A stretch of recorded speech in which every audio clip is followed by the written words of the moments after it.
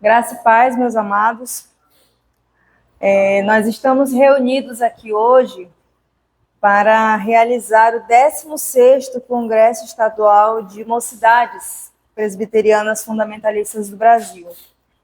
O congresso ele teria início às 9 horas, porém, devido à ausência de quórum, foi, como diz o nosso manual, nós demos mais 30 minutos e procedemos para mais 30 minutos. Então, nós iríamos aguardar até as 10 horas da manhã.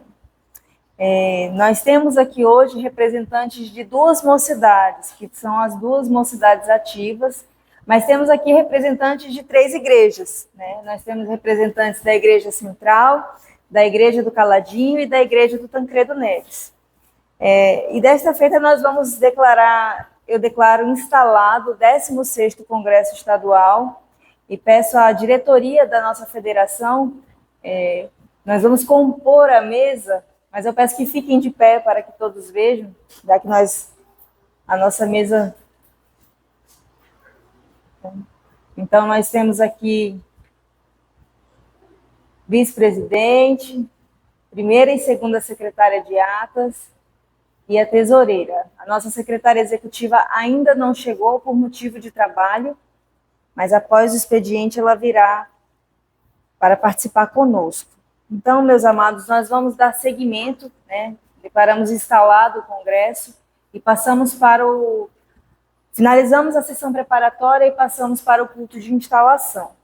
Então, eu gostaria de agradecer a presença de todos, e já que todos estamos em pé, vamos curvar nossas cabeças e orar ao nosso Senhor.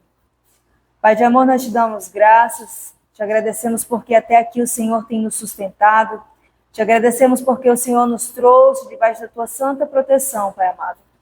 Te rogamos, ó Deus, por cada jovem que está aqui nesta manhã, te rogamos, ó Pai, pelos nossos pregadores, pelo nosso conselheiro.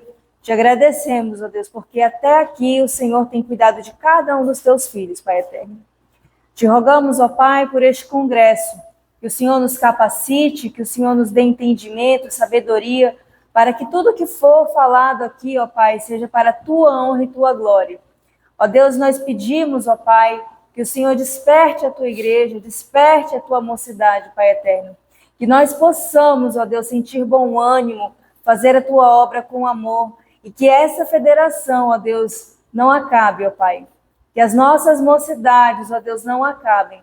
Por isso te suplicamos, ó Deus, tem misericórdia da tua igreja, Pai, e desperta, ó Deus, a tua mocidade para que façamos o nosso melhor, ó Deus querido.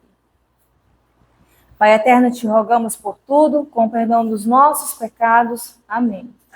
Ainda em pé, amados, eu convido a todos para falarem comigo o tema do nosso congresso. Esse tema foi escolhido no ano passado, em conjunto com a Federação de Auxiliadoras, foi o tema do Congresso Estadual da Federação de Auxiliadoras e é o tema do nosso congresso também, porque é um tema mais do que pertinente. Então, o tema do nosso congresso é Igreja Alerta. Então, vamos todos dizer juntos, Igreja Alerta. O texto base encontra-se no livro de 1 Coríntios, capítulo 16, versículo 13. 1 Coríntios, capítulo 16, versículo 13. Diz assim a palavra do Senhor: Vigiai, estai firmes na fé, portai-vos varonilmente e fortalecei-vos. Portanto, meus amados, que estejamos alerta, que estejamos firmes e constantes na obra do nosso Senhor. O hino, que é o nosso hino base também, é o hino de número 287 do Inário Novo Cântico, Igreja Alerta. Então, vamos cantar ao Senhor. É 287.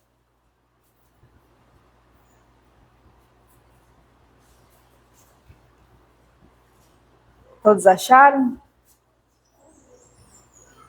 É tempo, o mestre está chamando já, marchar, marchar, confiando em seu amor. partir, partir, a salvação a proclamar, cumprindo a ordem santa do bom Salvador.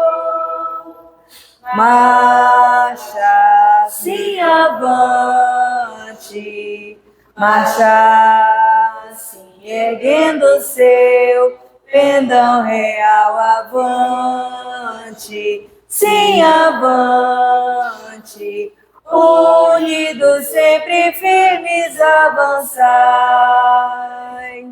Glória, glória, eis que canta a multidão, consagrando todo o vosso coração, a Jesus obedecei, seu querer executai, entoai louvores altos, avançai.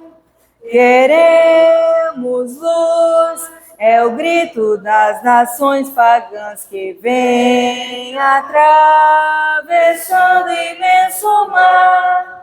Ó, vamos já levar-lhes novas de amor, sem esquecer também aqui de semear. Marcha, sim, avante, marcha, sim, erguendo seu pendão real, avante, sim, avante, unidos sempre firmes avançai. Glória, glória, eis que canta a multidão, consagrando todo o vosso coração, a Jesus obedecei, seu querer executai, entoai louvores altos, avançai. Desperta, igreja, e vem o teu dever cumprir, a todos faze a Cristo conhecer, a tua mão estende com paciente amor, ajuda-os em Jesus a vida receber. Marcha, sim, avante, marcha, sim, erguendo seu pendão real, avante, sim, avante, unidos sempre firmes avançai. Glória, glória, eis que canta a multidão, consagrando todo o vosso coração, a Jesus obedecei, seu querer executai, entoai louvores altos, avançai. Igreja alerta, o dia prometido vem, no qual Jesus, o Salvador, virá. Por toda parte o vitorioso Redentor, eterna glória e honra e louvor será.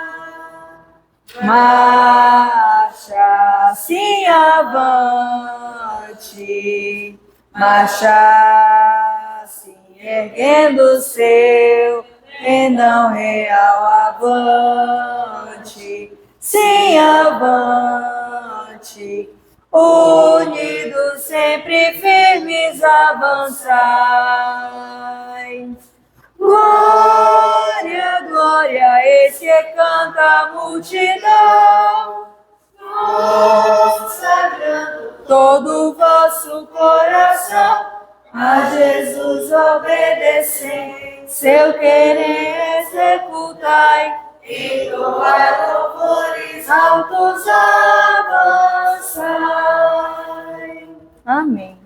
Antes de passar a palavra ao nosso preletor, gostaria de convidar o nosso conselheiro, pastor Josué, convidá-lo para dar algumas palavras. Ele é o conselheiro da mocidade local. É o senhor da federação.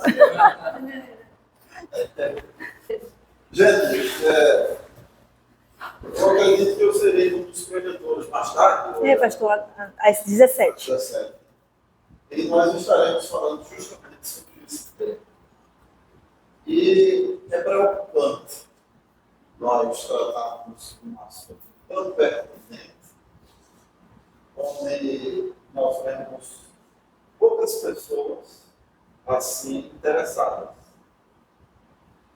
Aí eu lhes pergunto, o que será do futuro das nossas igrejas? Onde estarão os futuros pastores? Onde estarão os futuros presidentes de federação de mocidade, presidentes de mocidade também?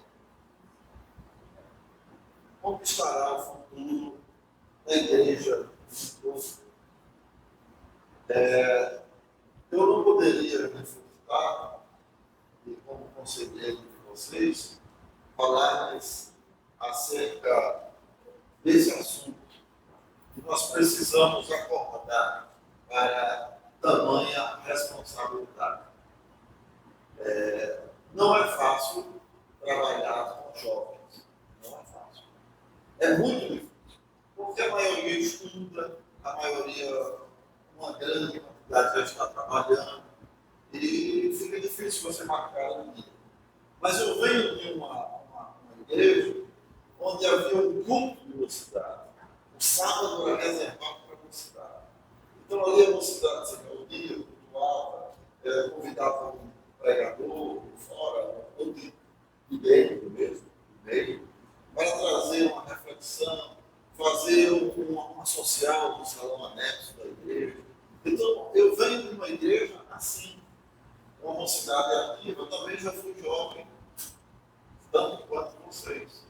E no período, eu pedi a Deus para chegar ao período de férias, porque eu trabalhava também. E eu sentia a necessidade de estar na casa de Deus, aprendendo com os jovens. E eu costumo dizer que tudo que eu sei de Bíblia hoje, eu não aprendi no seminário. Eu aprendi na igreja, na escola bíblica, no curso de doutrina. Então, eu sinto falta da juventude desses trabalhos. Curso de doutrina, às vezes nós realizamos com 2 pessoas. Às vezes ficamos esperando para termos um quórum para poder começar uma reunião. Nas épocas passadas, marcávamos às 9 da manhã, 8 horas havia gente aqui na frente, lá na terra, esperando, e a igreja não estava. Os cultos de mocidade eram semelhantes aos cultos solenes. Se você não chegasse cedo, não conseguia lugar. Então, o que está faltando? O que está faltando? Que reflitamos acerca disso. O que está faltando para que tenhamos uma mocidade forte? Um grupo que realmente produza. Não que não estejamos produzindo. Estamos produzindo. Mas estamos produzindo a passos lentos. Precisamos avançar. Nós cantamos aqui. Queremos luz, é o grito das nações, as nações pagãs, pessoas não crentes, elas estão clamando. Então nós temos um trabalho social uma vez por ano, que é o SOS. E uma parte da mocidade está mesmo. Não quero aqui ser modelo para ninguém. Eu quero aqui apenas exortá-los e me exortar também a participar mais, a fazermos mais. Eu sei que todos têm suas ocupações, faculdade, trabalho, marido, namorado, noivo, mas nos dediquemos à obra, porque se nós queremos uma família sadia, nós precisamos da prioridade de Deus. Se nós queremos ser bons profissionais, precisamos da prioridade. Deus nos ajude a sermos assim. Obrigado. Graças a Deus, irmãos. Amém.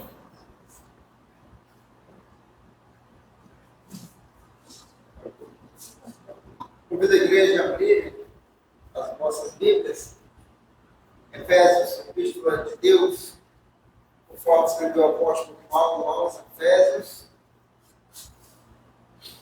capítulo 5, vamos ler apenas o verso 14.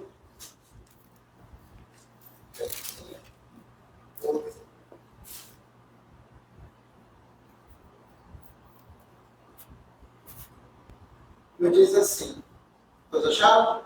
Amém. Acharam? Amém? Sim. Pelo que diz, desperta, ó tu que dormes, levanta-te de entre os mortos, e Cristo te iluminará. Quem está com uma tradução diferente? Eu. Quem? Thaís, lê, por favor. Por isso diz, desperta tu que dormes e levanta-te dentre os mortos e Cristo te esclarecerá. Tem alguém mais? Outra tradução diferente? Não? Eu não sei se esse tema foi escolhido baseado nesse texto de Efésios ou nesse cântico que cantamos, né? No cântico. Foi no cântico. Foi no cântico. Porque os dois têm o chamado despertar. Mas também esse cântico pode ter sido tirado dessa passagem de Efésios. Né? E o título da nossa publicação de momento é Desperte para Deus. Desperte. Isso nos traz uma pergunta. Desperta. Quem precisa ser despertado? Aquele que está ativo ou acordado? Sim ou não? Aquele que está dormindo, né? Interessante que há uma redundância aí no texto que diz, desperta, ó tu que dormes. Ou seja, se precisa despertar porque já está dormindo, né? Então a gente tem uma redundância. Isso não é sem motivo. A gente deve lembrar que na tradição hebraica, que está sendo escrito no grego pelo apóstolo Paulo, mas com uma cultura hebraica. E na tradição hebraica, quando você queria enfatizar uma coisa, você repetia ou usava redundância, né? Exemplo disso é quando o profeta Isaías foi levar uma palavra de juízo para o rei Ezequias, né? E ele diz, põe em ordem a tua casa, porque morrerás e não viverás. Ou seja, se vai morrer, não vai viver, né? Então, uma redundância. A mesma coisa quando Jesus diz também, em verdade te digo. É uma repetição para trazer a atenção àquilo, que isso que ele vai falar tem uma importância maior do que o que ele já falou. Então, se precisamos despertar porque estamos dormindo. E aquilo que eu vou falar aqui, primeiramente estou falando para mim. Assim como o pastor falou, né? A gente primeiro prega para si mesmo e depois aquele a quem Deus tocar no coração receberá também esse puxão de orelha, digamos. Não da minha parte, mas da parte de Deus.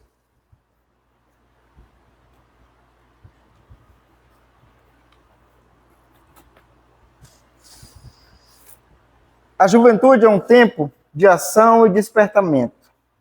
O jovem gosta de viver intensamente grandes emoções. Triste é ver um jovem parado e desmotivado para a vida. E é durante a juventude que se despertam sentimentos e sonhos para toda a vida. Mas, infelizmente, nós jovens não estamos acordados para as nossas emoções. Ou nós jovens estamos acordados para as nossas emoções. É porque eu estou mudando aqui, que eu escrevi os jovens, só que eu estou me colocando como primeira pessoa do plural, eu estou mudando na hora. Estamos acordados para as nossas emoções e desejos da carne. E adormecidos espiritualmente, esquecendo muitas vezes de viver para Deus. Não sei qual é a faixa etária de jovem, até que idade? Estou jovem ainda. Estou com 31. E é muito comum nós jovens não gostarmos de responsabilidade, né? É muito comum. Claro que tem algumas exceções, daquele cara, daquela pessoa que já nasce com aquele senso de responsabilidade, já vem de berço. Mas é muito comum nós não gostarmos. E aí entra, eu não estou dizendo a pessoa ser irresponsável, mas não querer ter responsabilidades.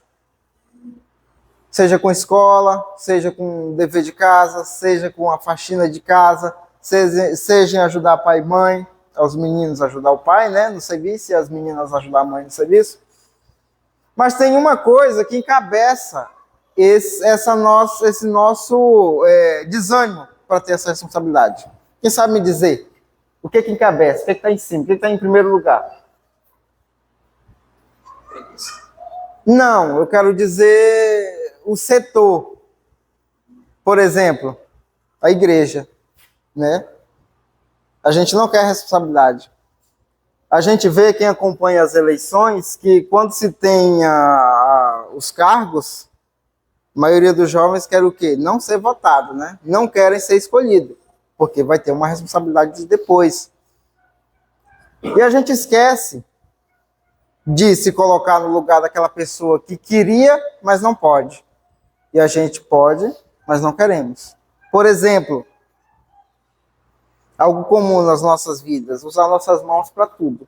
Pegar um copo d'água, para dirigir, para acenar, para indicar.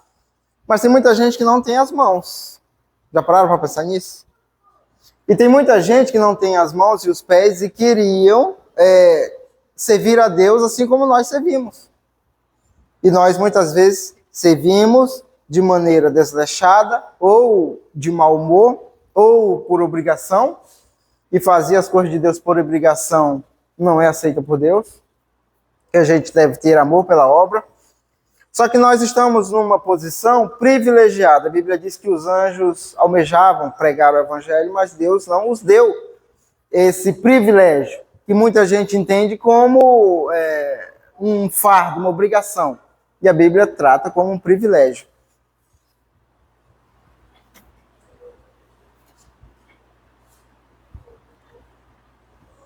Eclesiastes 12, 1, texto bem conhecido.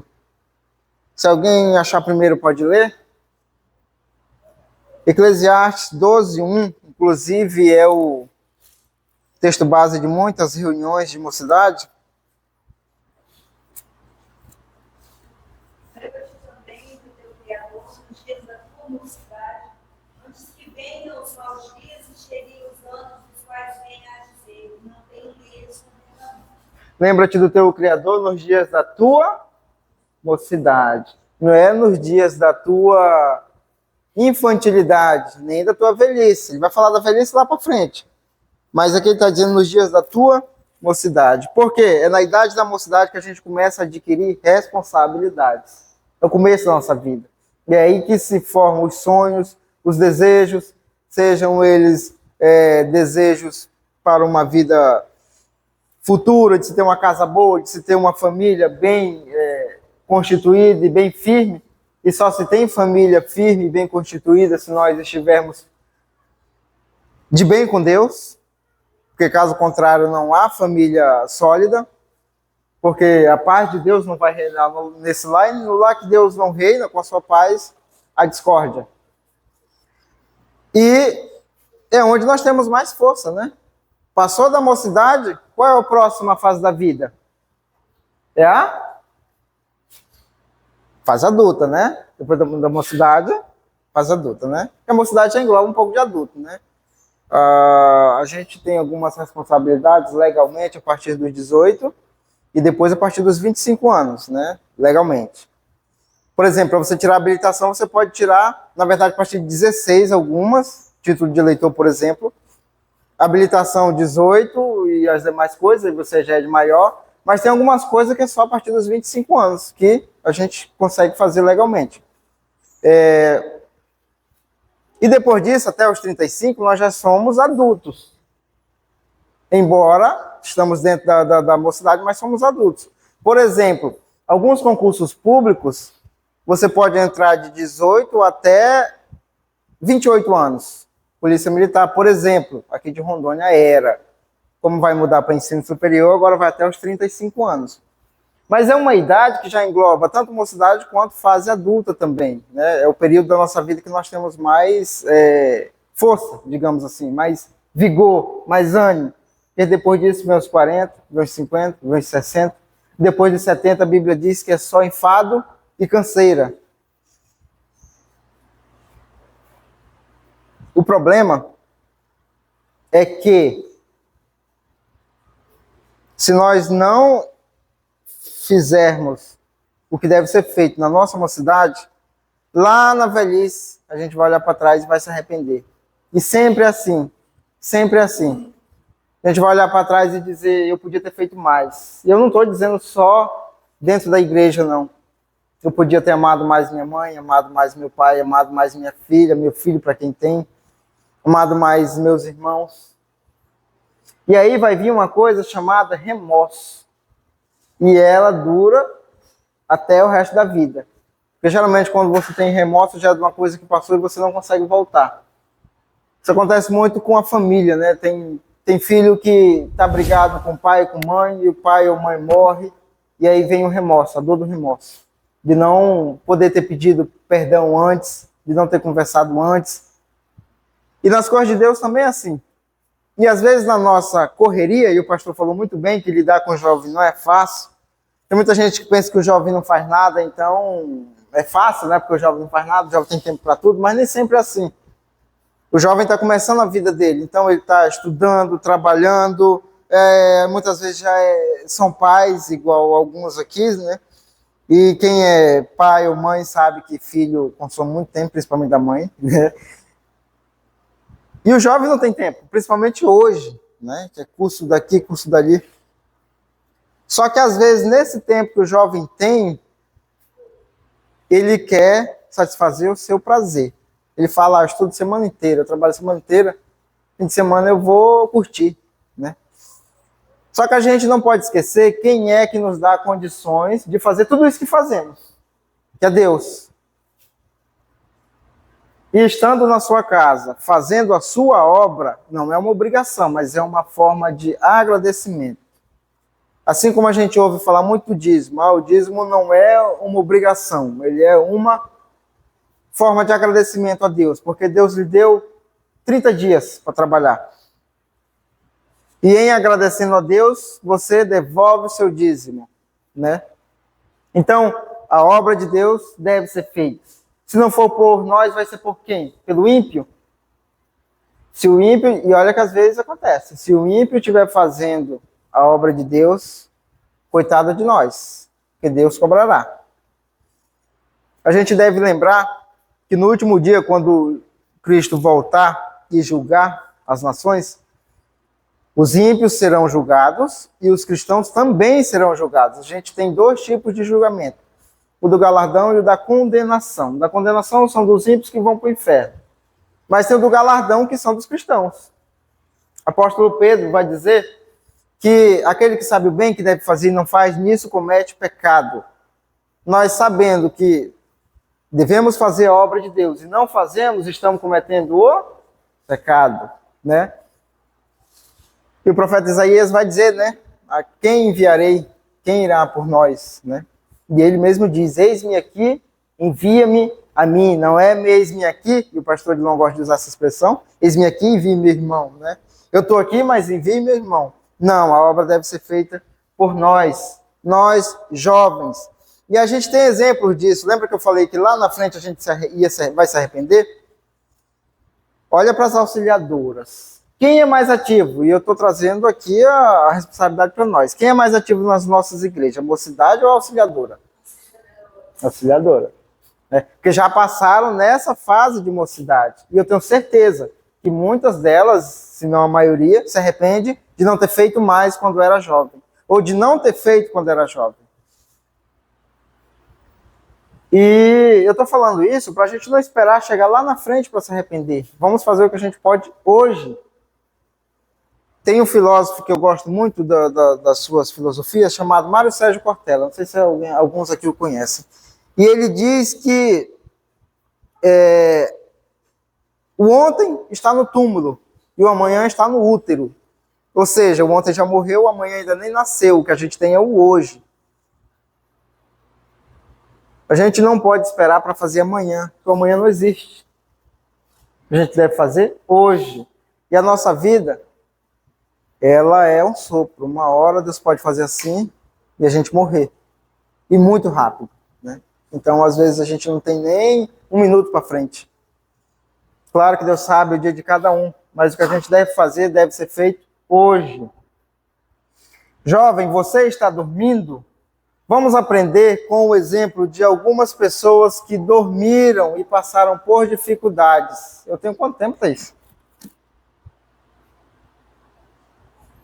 Tem uns 50 minutos? Então eu vou até 10, 11 horas? É. Eu vou tentar ser mais rápido, tá? Mas não garanto não. O primeiro é Sansão. Quem lembra de Sansão? Ninguém que lembra de Sansão? Ah, lembra de Sansão, né? Sansão era um cara muito forte que tinha um voto com Deus, um voto do nazireado. Ele era nazireu. E ele tinha, na fonte da sua força, que vinha desse voto com Deus, de não tocar em nenhum cadáver, nenhum defunto, mas também de não cortar seu cabelo, certo? Esse era a fonte da sua força. Juízes 16, 19 e 20 diz assim: Então Dalila fez dormir Sansão nos joelhos dela, e tendo chamado um homem, mandou rapar-lhes as 7 tranças da cabeça.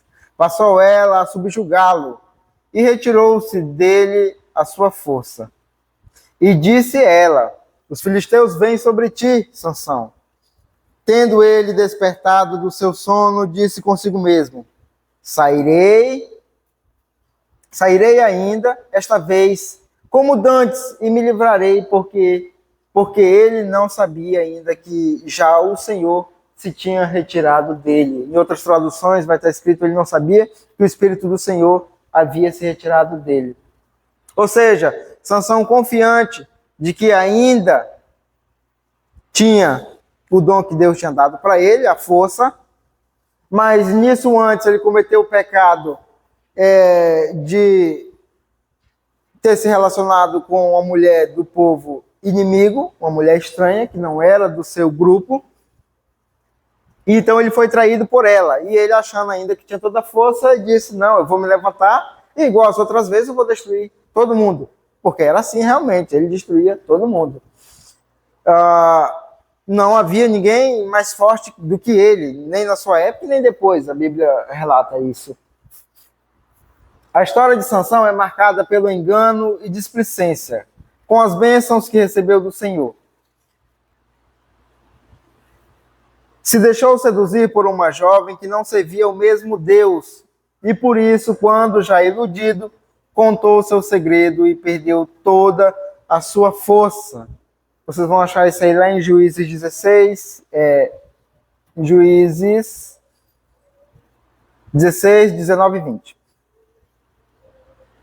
Como você tem usado os dons que Deus te deu? Tem sido usado na Igreja de Cristo? Essa questão de dons, o apóstolo Paulo vai tratar isso como ele compara com o corpo humano. O corpo humano é composto por muitos membros, cada membro tem uma função, e assim cada membro da igreja também tem uma função, exercendo o dom que Deus deu. O pastor José costuma dizer muitas vezes que até servir um copo d'água é um dom, né, pastor? Às vezes a gente tem um diácono, e aqui a gente tem um diácono especial, que é o irmão Eloy, especial porque ele é bem idoso, né? 70 e poucos anos. E ele, tudo que ele faz é na calma, é do jeitinho dele, vai servir água, vem na calma, e é o dom dele fazer isso, né? Muita gente aqui tem o dom de escrever rápido no computador, e sem olhar, né? Eu não consigo. Tem gente aqui que tem um dom com números, tesoureiro, por exemplo. Tem gente que tem um dom na área da saúde, por exemplo, né? E esse dom, sendo unido no corpo de Cristo, é que faz toda a engrenagem se movimentar. O apóstolo Paulo vai dizer que se o pé ficar com inveja da mão e dizer que não quer ser pé, a gente vai ter problemas com o corpo. Por exemplo, se o meu dedo não quiser fazer papel de dedo, quem vai fazer o papel dele? Como é que eu vou pegar as coisas sem dedo? Já viram alguém pegar as coisas sem dedo? Não tem como, né? Ele não tem como agarrar. Então, cada um de nós tem uma função de dom. E na mocidade não é diferente. Não é diferente. E principalmente na diretoria, que são os que encabeçam a mocidade, né? Essa engrenagem, que faz essa engrenagem funcionar. E cada um tem um dom. Tem um dom de ser presidente, um dom de ser tesoureiro, um dom de ser secretário de atas. Tem gente que adora escrever, tem gente que odeia escrever. Cada um tem um dom. Agora, esse dom não pode ser usado para qualquer coisa. O apóstolo João vai dizer que porque dele, por ele e para ele são todas as coisas. Eu tenho um dom. Eu recebi de quem? De Deus. Esse dom deve voltar para quem? Para Deus. Se eu estou usando esse dom para outra coisa, está errado. E nós devemos ter cuidado para Deus não nos tirar esse dom. Porque as coisas que Ele nos dá é para servi-lo. O fim principal do homem é glorificar Deus, alegrar-se nele para sempre. E o fim principal de Deus é se autoglorificar. Muitos jovens dormem em meio ao perigo quando não percebem que estão sendo enganados e por isso estão adormecidos em sua vida espiritual.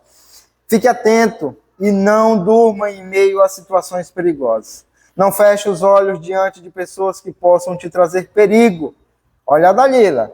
Cuidado com aquelas pessoas que querem te afastar de Deus. Não entre em relacionamentos de olhos fechados.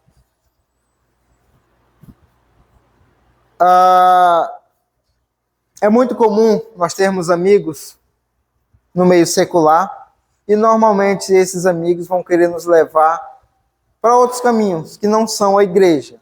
É difícil, eu acho que quase impossível você ter um amigo no meio secular que ele chame para ir para a igreja. Na verdade é o contrário, é você que chama ele para ir para a igreja, né? Só que ele lhe chama para ir para outro canto. Ah não, vamos ali tomar um refrigerante ali no barzinho, não tem nada não. Vai estar os amigos lá e tal coisa. E aí você vai. E aí começa. Já caiu ali no primeiro. O diabo lançou a seta e você caiu. Ele jogou o laço, você pisou. Ele só está esperando você se firmar para ele puxar e derrubar. E aí você vai se afastando, se afastando. Quando você vê, você está indo igual ele. Cuidado com as amizades. E tem um ditado popular que diz: diga-me com quem tu andas, eu te direi quem tu és. Quem anda com bandido é bandido. Não sei se vocês já viram, tem muitas situações de pais que chamam a polícia para os seus filhos porque estão cometendo crimes. Por exemplo, o cara roubou, veio para casa. A própria mãe chama a polícia para ele. A própria mãe chama a polícia para ele porque ela não concorda com as práticas erradas do seu filho. E não é só a nossa lei humana secular que condena isso, ela chama isso de cumplicidade, né? A própria palavra de Deus também condena isso. E o que dizer? A gente viu que Sansão foi enganado, dormiu no colo de Dalila. Só que a gente tem um outro caso também, e esse é um pouco mais descarado, no sentido de que ele não foi tentado, e sim ele foi desobediente. A gente até chama ele de profeta fujão, quem lembra? Segundo caso, Jonas. No caso de Sansão, a gente viu que realmente Sansão se entregou aos encantos de Dalila e tal, como homem, ele se deixou levar pela lábia dela. Agora, Jonas não. Jonas não teve nada para, digamos assim, cair, né? Apenas a sua desobediência.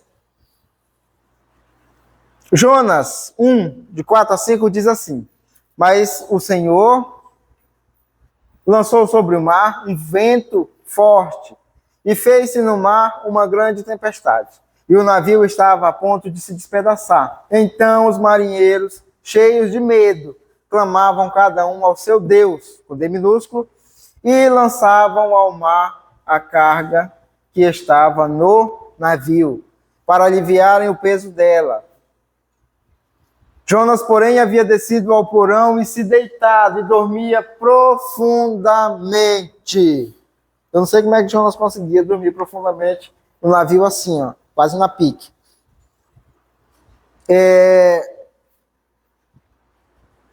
O profeta Jonas não obedeceu à ordem do Senhor e foi junto com seus amigos para uma viagem na direção oposta ao chamado de Deus para a sua vida. Jonas 1, 1 e 2. Quando veio uma tempestade, ele estava dormindo. Depois foi lançado ao mar pelos seus próprios amigos e engolido por um grande peixe. Claro que por trás a gente tem um pano de fundo.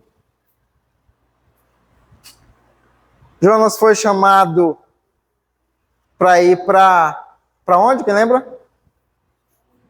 Nínive. Ele estava em Tarsis e tomou um navio para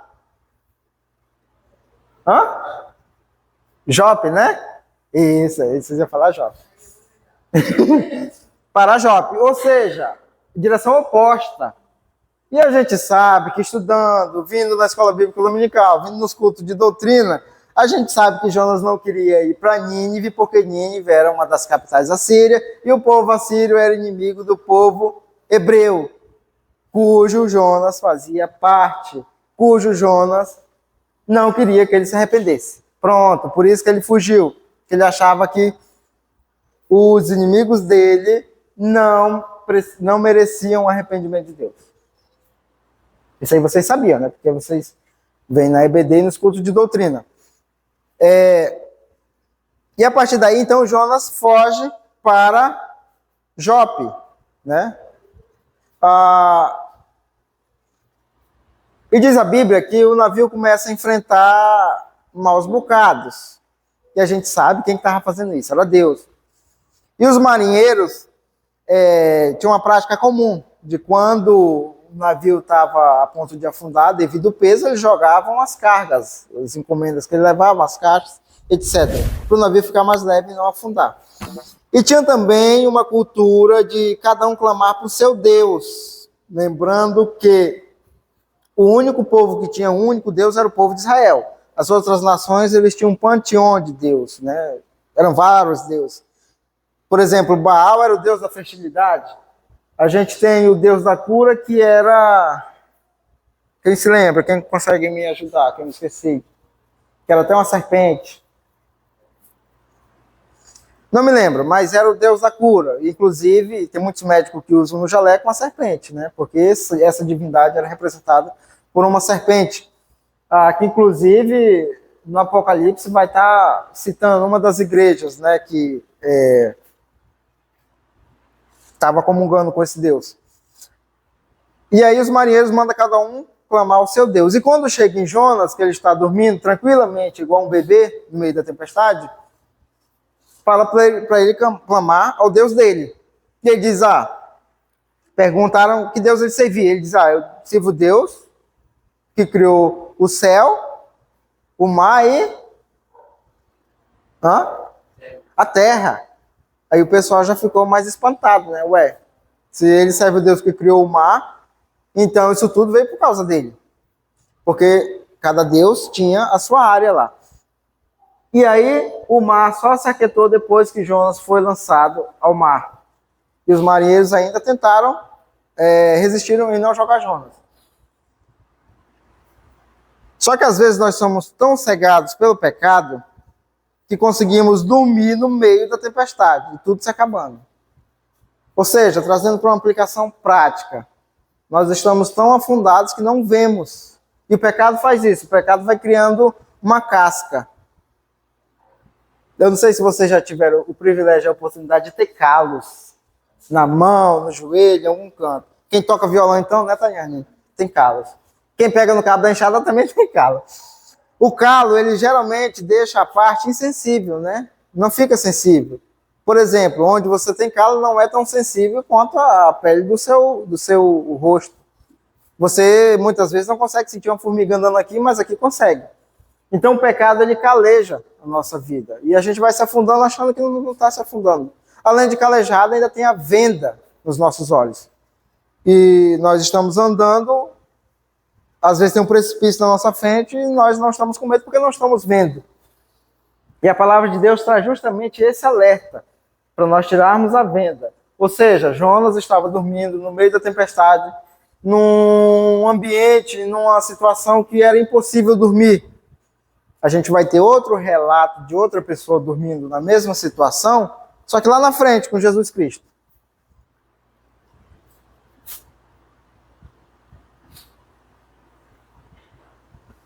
Muitos jovens passam por tempestades em suas vidas, mas preferem dormir e esperar o tempo passar. Isso é perigoso. Cuidado com os conselhos de amigos e não se assente em roda de escarnecedores, conforme nos alerta o Salmo 1:1. Na hora das tempestades, os amigos do mundo costumam te lançar no meio do mar. Imagine você se afogando. Você pulou de uma lancha ou de um barco, você está se afogando, não tem colete salva-vida, e todo mundo que está no barco não sabe nadar. E esses que estão no barco sabem que se pular lá, em vez de morrer só um, vai morrer dois.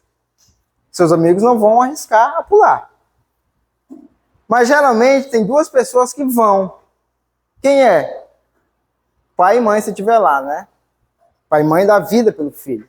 Coisa que amigo não faz. Claro que tem algumas exceções que amigos fazem. Mas é muito difícil. Agora, via de regra, pai e mãe faz isso. E são os nossos melhores amigos. Mas eu estou falando de salvação física e de salvação espiritual. Quem é o nosso melhor amigo? Como diz o nosso cântico 113. Jesus, o Salvador, é o nosso melhor amigo. Se estiver passando por uma tempestade, fique atento e vigilante. Certifique-se de que quem está no seu barco é Cristo. Ele é o único que pode acalmar a tempestade. Não adianta. No caso de Jonas, a tempestade só se acalmou depois de uma ação que os marinheiros fizeram. Qual que foi? Jogar ele no mar. Lá com Cristo, inclusive isso aí é um paralelismo entre Cristo e Jonas, não foi preciso jogar nada ao mar quando Cristo estava dormindo. Ele apenas proferiu uma palavra. E até os seus discípulos ficaram espantados. Quem é esse que até o vento e o mar lhe obedecem? Não foram estranhos que ficaram espantados, não. Foram seus discípulos. E no caso de Jonas, ele teve que ser jogado ao mar. Ou seja, quem é que nós queremos no nosso barco? Jonas ou Cristo? Os marinheiros de Jonas ou Cristo? Cristo, né? Com uma palavra ele pode acalmar a tempestade. Não durma em meio às tempestades. Aí você pensa, tá, mas eu não estou vivendo uma tempestade. Será? E se você abrir os olhos? E se você acordar? Jonas não acreditava que estava vivendo uma tempestade também, porque senão ele não estava dormindo. Você pode ser acostumado a andar de navio, de barco, o que for, mas se pegar um mar tempestuoso, você não consegue dormir. Primeiro que as coisas caem tudo em cima de você. E olha que hoje os nossos barcos são mais resistentes. No tempo de Jonas era de madeira, né? Então qualquer coisa, até o barco se quebrava. Terceiro, já vimos dois. Primeiro foi Sansão, que dormiu. Segundo foi Jonas, que dormiu. Agora vamos para o terceiro. Os discípulos. Marcos 14, 41 diz: E veio pela terceira vez e lhe disse, isso é Jesus falando, ainda dormis e repousais? Basta, chegou a hora, o Filho do Homem está sendo entregue nas mãos dos pecadores. Jesus havia avisado os discípulos que passaria por uma noite difícil, Marcos 14, 30. Por isso o chamou para orar. Marcos 14, 34, Marcos 14, 34. Mas após um momento de oração, voltou e os achou dormindo. Exortou-os a ser vigilantes e a ficar atentos. voltou a orar e quando retornou estavam dormindo de novo. Isso aconteceu 3 vezes, então disse: basta, chegou a hora. Essa passagem, ela narra o período em que Jesus estava prestes a ser preso para ser crucificado. E Jesus, então, na sua última noite, com seus discípulos, chama-os para orar. Ele sobe e deixa os discípulos. E quando ele volta da oração, os discípulos estão dormindo. Mas Jesus não chamou-os para dormir, chamou para orar. Nós, como mocidades e como membro da Igreja de Cristo, não fomos chamados para dormir. Em outras palavras, não fomos chamados para ficar sentados num banco. A definição de igreja é chamados para fora. E esses chamados para fora envolve, primeiro, a organização interna, aquilo que estamos fazendo aqui como mocidade. E segundo, buscar acrescentar, buscar atrair os eleitos de Deus que Deus tem lá fora. Lembrando que Deus estabeleceu um meio ordinário para os seus eleitos vir a Ele, que é a pregação do Evangelho. Esse é o meio ordinário. E essa pregação do Evangelho deve ser feita por Deus? Ele vai mandar um fogo lá de cima para converter o cara? Pode até ser. Isso a gente chama de meio extraordinário. Mas não. O meio ordinário que Deus estabeleceu para que os seus eleitos venham a Ele é a pregação do Evangelho, que é feita por nós. Cada um de nós. Do pastor ao membro de mocidade que não tem cargo nenhum. Mas ele é da Igreja de Deus. E como da Igreja de Cristo, ele tem essa responsabilidade. Interessante que Cristo disse: ide e pregai o Evangelho. E Pedro também vai dizer isso em Atos. E esse ide não é uma condicional, mas ele é um imperativo, né? Ide e pregai o Evangelho. Não é se der, não é se puder. E Paulo, instruindo a Timóteo, que era um jovem, diz o seguinte: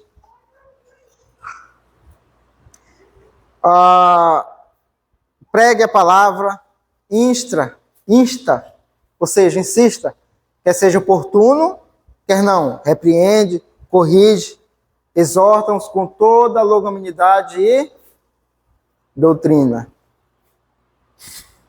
O experiente apóstolo Paulo, o poderoso apóstolo Paulo, ensinando seu filho na fé, o jovem pastor Timóteo. E ele diz que não é se for conveniente pregar. Pregar na igreja é muito fácil. Você instruir um irmão na igreja é muito fácil. Agora lá fora é que é difícil, né? Porque lá fora, geralmente, os corações não estão preparados. Mas é um dever nosso, como igreja de Cristo. A igreja foi chamada para anunciar o Evangelho de Cristo. A igreja tem outras funções, por exemplo, como a filantropia, da assistência, da cesta básica aos pobres, ajudar os necessitados. Só que isso é um subserviço da igreja. A igreja foi chamada para anunciar o Evangelho. Se a igreja dá cesta básica, se ela ajuda os pobres, mas ela não prega o Evangelho, ela não é igreja, ela é uma associação. Por isso que os discípulos, ao instituírem, por isso que os apóstolos, ao instituírem os diáconos, o que eles dizem? Enquanto nós nos consagraremos no ministério da pregação e da oração, deixando os diáconos com a função de auxiliarem as viúvas, ou seja, os necessitados, né? Porque a igreja não pode perder o foco de pregar o Evangelho. E nós, como jovens, temos essa responsabilidade de pregar o Evangelho. E nós, como jovens, temos, eu diria que um leque, uma fatia da sociedade mais difícil de pregar o Evangelho. Porque o diabo está infiltrado mais como é que eu posso dizer? No meio ambiente jovem. Principalmente com essa política anticristã de família tradicional e do passado. Eles dizem. Você tem que ser descolado, então você tem que usar droga, você tem que consumir pornografia, você tem que fazer sexo antes do casamento. Isso é uma cultura anticristã, mas que é infiltrado no meio jovem. Coisa que lá os idosos não têm. Tem sim, mas minimamente à vista dos jovens. E os jovens já saindo da infantilidade, entrando para a mocidade, tem essa cultura entrando, principalmente nas faculdades. E se você não tiver os seus pés firmes, não tiver suas raízes fincadas na Bíblia e no Evangelho, você vai se deixar levar. Aquilo que a gente falou antes, cuidado com as amizades.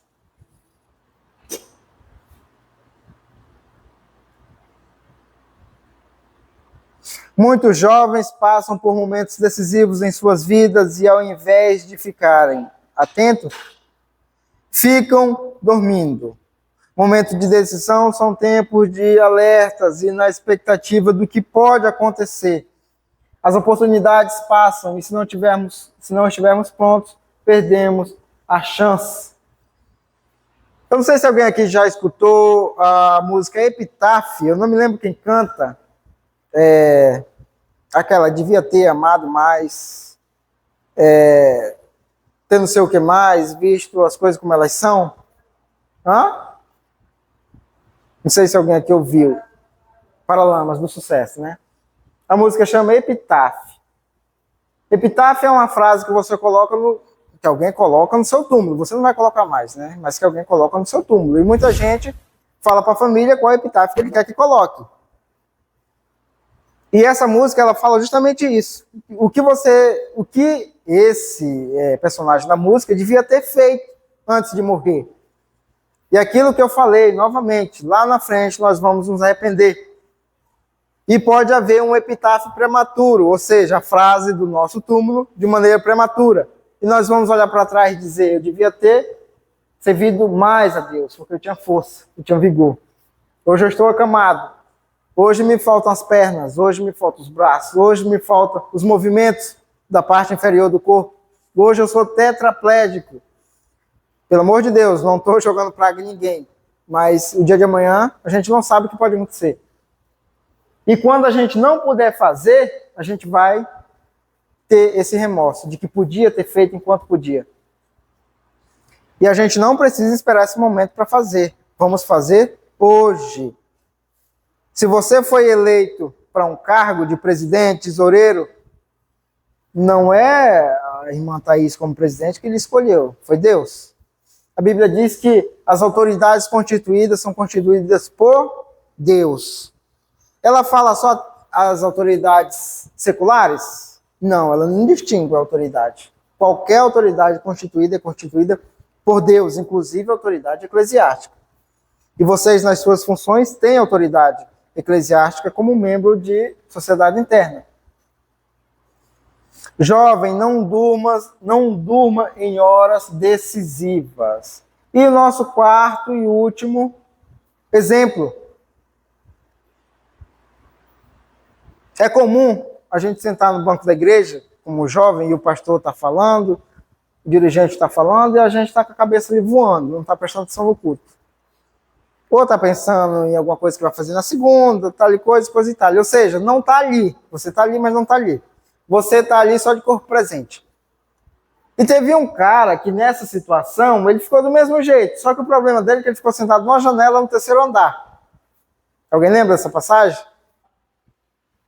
O texto bíblico diz assim, Atos 20, versículo 9. Um jovem chamado Eutico, que estava sentado numa janela, adormecendo profundamente durante o prolongado discurso de Paulo.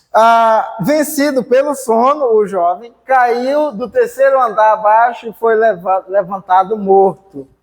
Não é incomum a gente dormir e cochilar aqui no banco, não.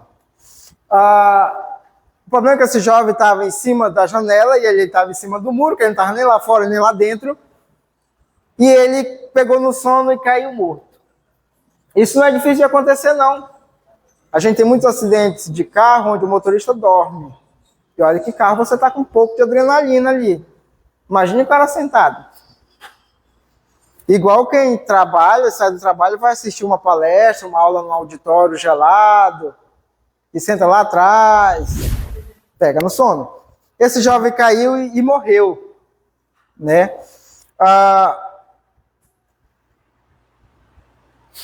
O jovem chamado Eutico fazia parte de uma igreja animada, mas preferia ficar sentado na janela, onde poderia ver o que se passava no mundo lá fora. Isso significa ficar paralisado na indecisão, em cima do muro. O que aconteceu foi que ele dormiu e caiu para trás, do terceiro andar, e morreu. Se você acha que dá para ficar em cima da janela, olhando para fora e para dentro da igreja, não dá. João, em sua carta, se não me falha a memória, na primeira, ele vai dizer bem assim: não ameis o mundo, nem as coisas que há no mundo. Porque se alguém amar o mundo, o amor do Pai não está nele. Porque tudo que há no mundo, a concupiscência da carne, a concupiscência dos olhos e a soberba da vida procedem do mundo e não do Pai. Concupiscência é desejo. Complementando ele também, o apóstolo Pedro vai dizer: aquele que quer ser amigo do mundo constitui-se inimigo de Deus. Outra passagem vai dizer que nós não conseguimos servir a dois senhores. Mateus, pronto. Evangelho de Mateus. Nós não conseguimos servir a dois senhores porque ou nós agradamos a um e aborrecemos a outro, ou nós aborrecemos a um e agradamos a outro. E o mundo, ele é tratado na Bíblia como um outro senhor. Inclusive, o senhor desse mundo, Deus desse mundo é o diabo, com Deus minúsculo. Então, nós não conseguimos servir a dois senhores. E você pode dizer: tá, mas eu não sirvo ao diabo. Mas você está servindo a Deus? Aí você diz: só há dois senhores. Para ser mais um pouco assustador, o próprio Cristo vai dizer no Evangelho de João que nós precisamos nascer de novo. Em outras palavras, ele vai dizer que nós nascemos na família errada. Precisamos nascer na família certa. Ele tratando com Nicodemos. E pegando esse pano de fundo, ele não fala com essas palavras, mas nós conseguimos, com o que ele diz, dizer isso, que existem duas famílias. Uma que vai para o céu e uma que vai para o inferno. A que vai para o céu nem precisa dizer qual que é de Deus, né? E a que vai para o inferno é a do diabo. Se nós não fizermos a vontade de Deus, nós estamos fazendo a vontade do diabo. Não tem como, não tem um terceiro elemento nesse meio, é dois. É a mesma coisa de você ter um carro, e só tem um carro ali, você está no meio do deserto, e você precisa chegar a um determinado lugar. Só tem duas maneiras de você ir, ou de carro ou a pé. Aí você fala: eu vou de helicóptero, mas não tem helicóptero. Eu vou de barco, mas não tem água.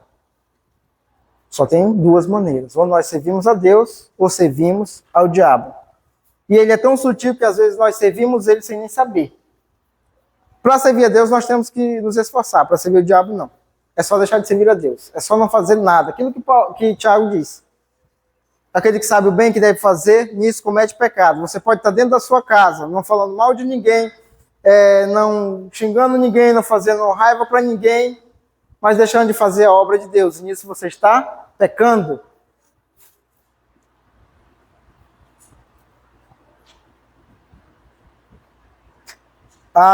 Interessante, continuando lá na história do jovem, que o jovem caiu, morreu, Paulo parou o seu discurso, a sua pregação, e foi ressuscitar o jovem para ele escutar a conclusão. Né? Paulo não falou: não, tu não vai se livrar não, vai ver o sermão todo. Então Paulo, usado por Deus, ressuscitou o homem para ele ouvir. Claro que isso também traz aplicações práticas, que mesmo mortos espiritualmente, Deus nos ressuscita, que é a conversão, e depois com a santificação.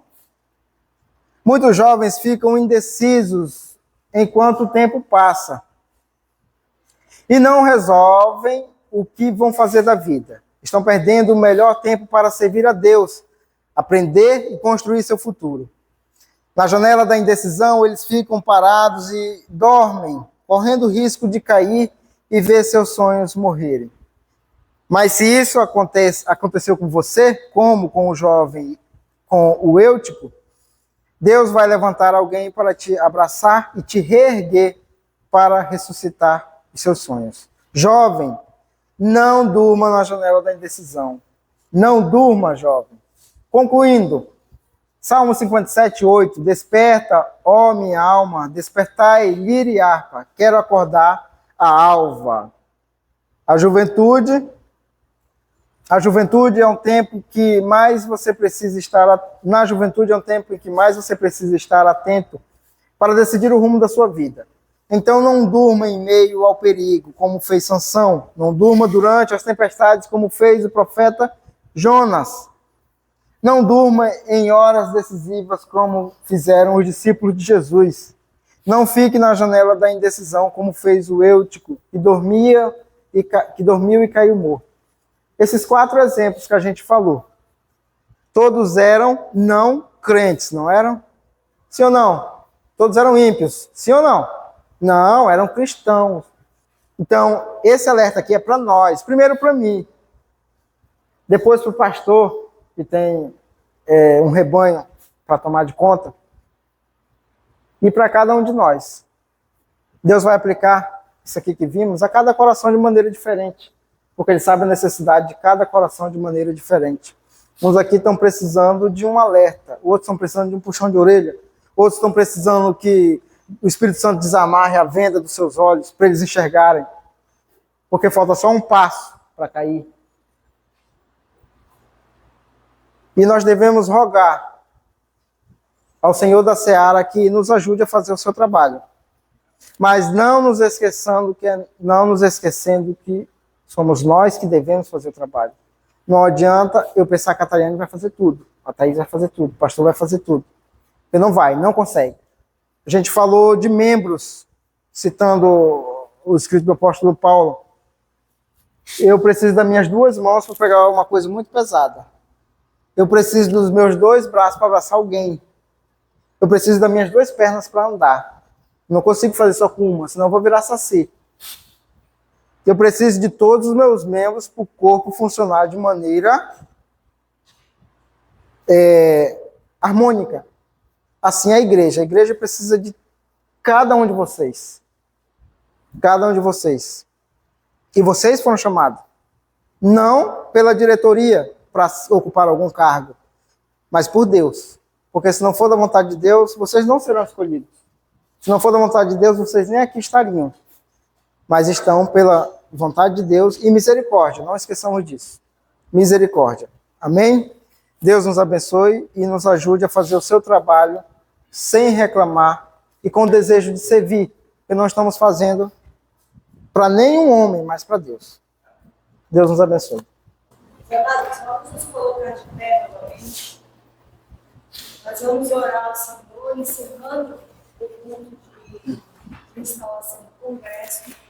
E vamos dar uma pausa para beberem água.